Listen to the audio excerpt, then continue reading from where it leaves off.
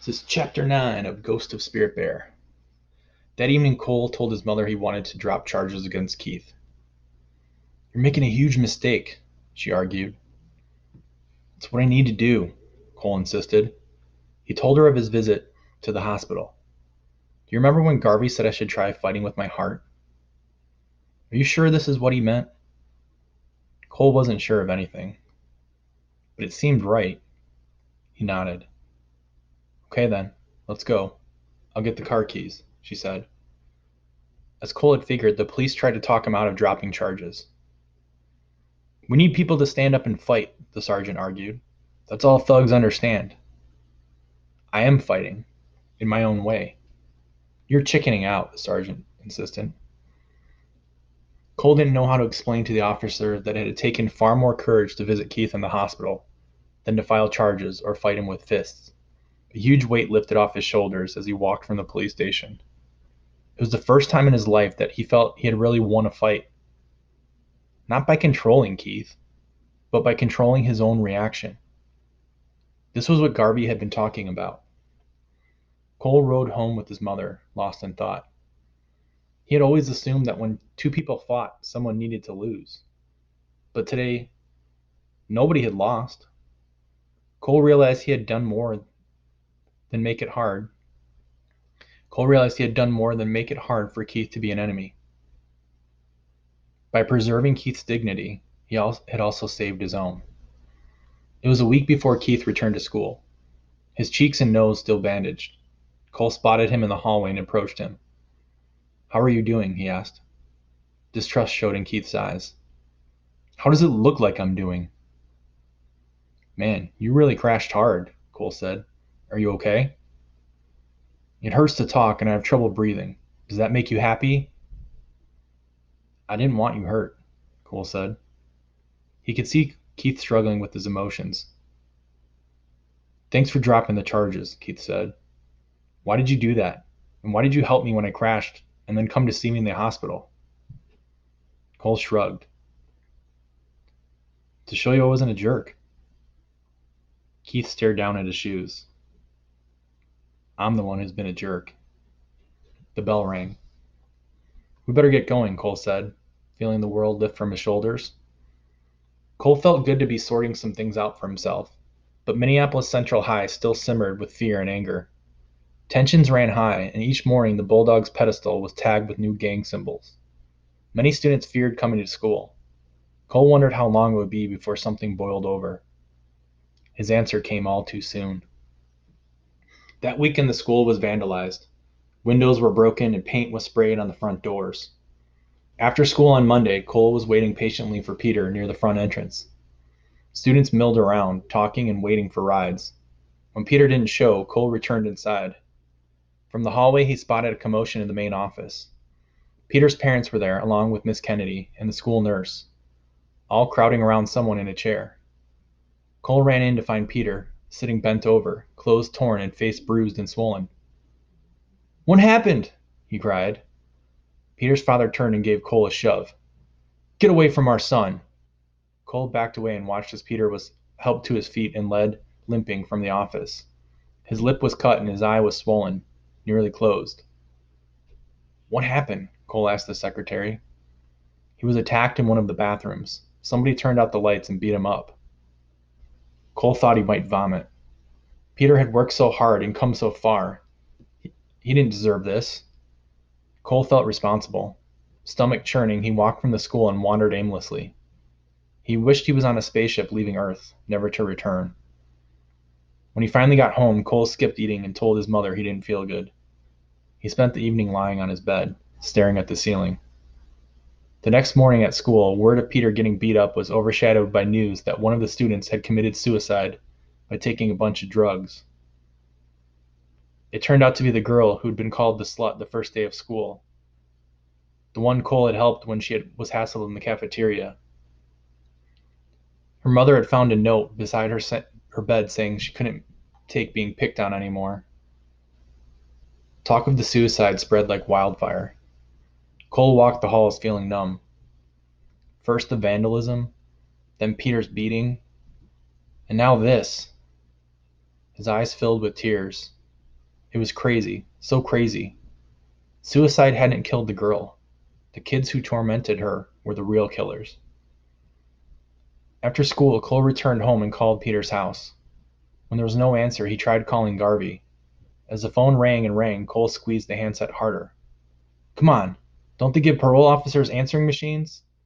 he muttered with building frustration. He was about to hang up when Garvey answered. "Hello? Garvey, this is Cole. Did you hear about Peter getting beat up?"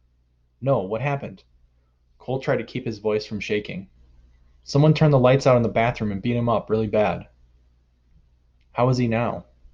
"I don't know. Nobody answers the phone. His parents won't let me near him. And then last night a girl at school committed suicide. This place is going crazy." "Those are bad things," Garvey said plainly. "What are you doing about it?" "The principal is the only one who can do anything, and she doesn't care," Cole said. "There's always something you can do." "It's not that easy," Cole protested. "I can't just snap my fingers and fix a whole school." "Did I say it would be easy?" said Garvey. "But when the ground is torn up, that's when you plant seeds." "We're not talking about farming here," Cole said. He fought to keep his voice calm. "This is something wrong with our whole stupid school." "Then get busy," Garvey said. "Doing what?" "That's something you need to figure out for yourself." "You're a big help," Cole snapped, slamming down the phone. Frustrated, he walked back to the school grounds. Most of the students had left, but a few remained near a memorial that had been set up on the front lawn for the dead girl, Trish Edwards. Cole walked around the football field and gathered a handful of wildflowers. He placed them beside her picture with a note that said simply, "Nobody can pick on you now." He signed his name, tears welling in his eyes. The principal was heading to her car. She noticed Cole and walked over to him. "I'm sorry for what has happened to Peter and to Trish. Did you know her?" Cole nodded. "A little. I knew something like this would happen if you didn't do something."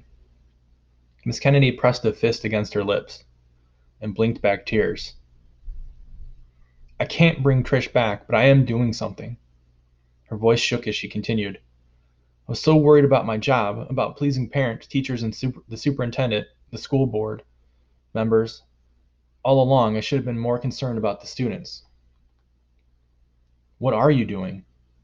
"You'll see tomorrow." Cole watched the principal walk away.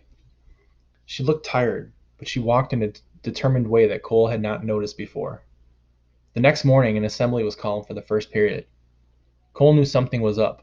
Metal detectors, manned by police officers, had been installed inside both entrances.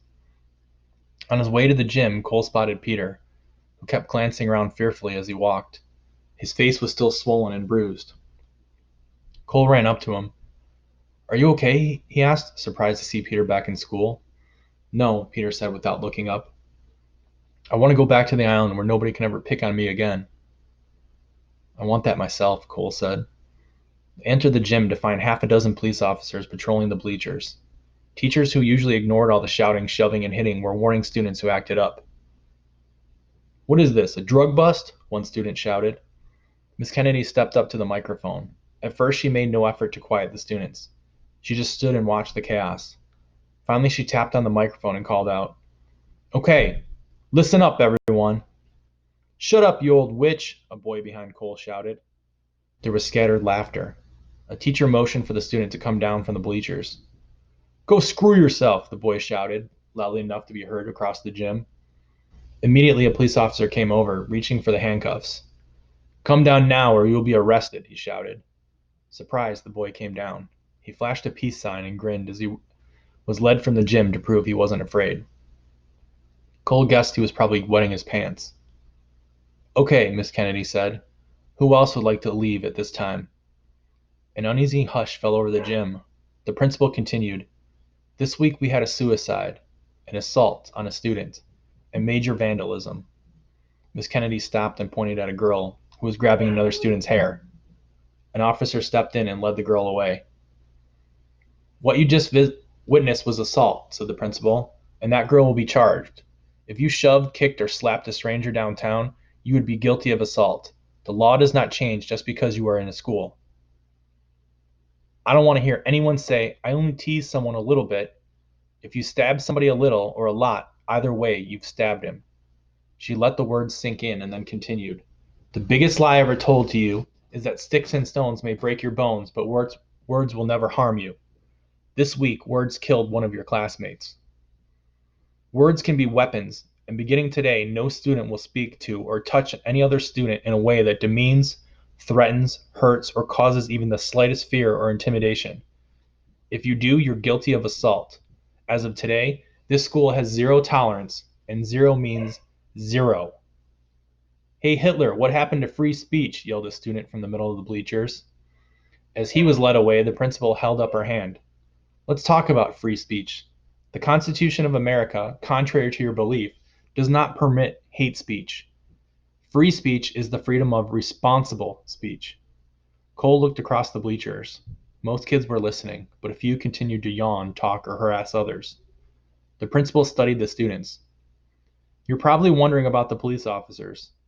They're here to remind each of you that no one is above the law. Each day, if your behavior improves, there will be fewer officers. My hope is that your maturity and responsibility will allow them to leave soon. Also, as of now, this school has a dress code. The guidelines are now posted in the halls.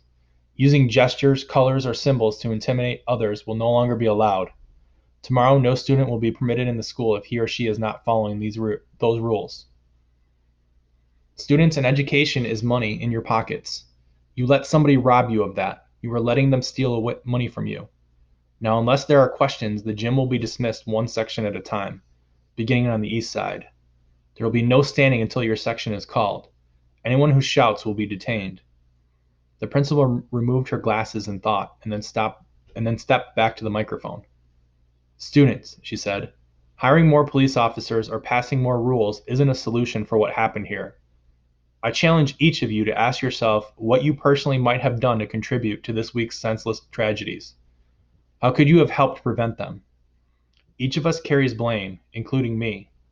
Nothing will ever change unless we change. All of this was too little too late, Cole thought as he left the gym. Nobody would look in a mirror. Nothing would change. What had the teachers done before all this stuff happened?